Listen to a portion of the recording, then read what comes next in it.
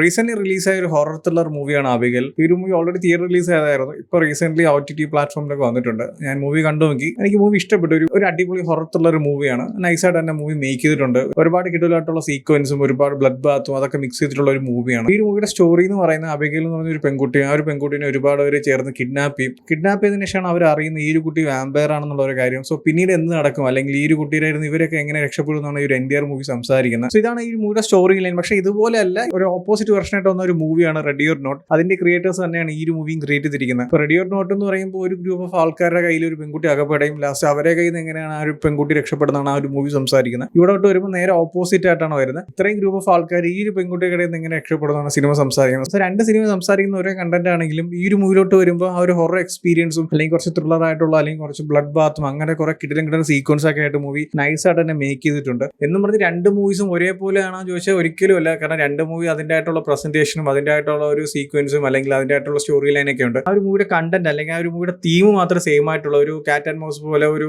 സ്ഥലത്ത് ട്രാപ്പായി പോകുന്ന അവിടെ നിന്ന് രക്ഷപ്പെടുന്ന സോ അങ്ങനത്തെ തീമാണ്. പക്ഷേ എൻറ്റയർലി ഡിഫറെന്റ് ആയിട്ടുള്ള ഒരു മൂവിയാണ് അബിഗൽ എന്ന് പറയുന്നത്. ആൻഡ് എടുത്തു പറയേണ്ട കാര്യം വെച്ചാൽ ഈ ഒരു മൂവിയുടെ പ്രസന്റേഷൻ എനിക്ക് കുറച്ച് ഇഷ്ടപ്പെട്ടു. ഒരു നൈസ് പ്രസന്റേഷൻ ആയിരുന്നു. ആ ഒരു ബ്ലഡ് ബാത്തും ആ ഒരു ഹോണ്ടഡ് ആയിട്ടുള്ളതും അല്ലെങ്കിൽ ആ ഒരു ത്രില്ലിംഗ് മൂഡിലും എല്ലാം നൈസായിട്ട് തന്നെ ആ ഒരു മൂവി പ്രസന്റ് ചെയ്യുന്നുണ്ട്. ചില സീക്വൻസ് ഒക്കെ എനിക്ക് ഭയങ്കര രീതിയിൽ ഇഷ്ടപ്പെട്ടു. നമ്മൾ ഇത്ര കാലം ഒരുപാട് ഹൊറർ മൂവീസിൽ കണ്ട വാമ്പയേഴ്സോ അല്ലെങ്കിൽ നമ്മൾ സ്ഥിരമായിട്ട് കാണുന്ന ഒരു വാമ്പയർസോ ഉണ്ടല്ലോ, അതുപോലെ ഒന്നും അല്ല ഈ ഒരു മൂവി വരുമ്പോൾ കുറച്ച് ഡിഫറെന്റ് ആയിട്ടുള്ള ഒരു വാമ്പയറാണ്. അതൊരു കൊച്ചുകുട്ടിയാണ്. സോ ആ ഒരു ഇതിലൊക്കെ നൈസായിട്ട് തന്നെ ആ ഒരു വാമ്പയറും ആ ഒരു ഹോണ്ടഡ് ആയിട്ടുള്ള കാര്യങ്ങളൊക്കെ പ്രസന്റ് ചെയ്തിട്ടുണ്ട്. ഒരിക്കലും റെഡി ഓർ നോട്ട് വെച്ച് കമ്പയർ ചെയ്യില്ല, അല്ലെങ്കിൽ ആ ഒരു മൂവിയുടെ പ്രസന്റേഷൻ സ്റ്റൈലാണോ ഒന്നും വിചാരിക്കില്ല. എൻ്റയർലി ഓപ്പോസിറ്റ് ആയിട്ടുള്ള ഒരു മൂവിയും ആ ഒരു സ്റ്റോറിയും തന്നെയാണ്. ആ ഒരു സെയിം തീം എന്ന് മാത്രമേ ഉള്ളൂ. കംപ്ലീറ്റ്ലി ഒരു ഹൊറർ മൂവി എന്ന് പറയാൻ പറ്റില്ല. പക്ഷെ എന്നാൽ ആ ഒരു ത്രില്ലറും ആ ഒരു ഹൊററും ആ ഒരു രണ്ട് ജോണോസ് ഒക്കെ മിക്സ് ചെയ്തിട്ട് നൈസായിട്ട് തന്നെ ഈ മൂവിയുടെ സീക്വൻസും കാര്യങ്ങളൊക്കെ പ്രസന്റ് ചെയ്തിട്ടുണ്ട്. സോ എന്തായാലും കാണാൻ പറ്റിയ ഒരു അടിപൊളി മൂവിയാണ്. ഓൾറെഡി ഈ മൂവി കണ്ടവരാണെങ്കിൽ നിങ്ങളുടെ ഒപ്പീനിയൻസ് എന്താ വെച്ചാൽ കമന്റ് ചെയ്യൂ. വീഡിയോ ഇഷ്ടപ്പെട്ടാൽ ലൈക്ക് ചെയ്യൂ, ഷെയർ ചെയ്യൂ. ഇതുപോലത്തെ കൂടുതൽ വീഡിയോസിനെ ചാനൽ സബ്സ്ക്രൈബ് ചെയ്യൂ. Thank you so much.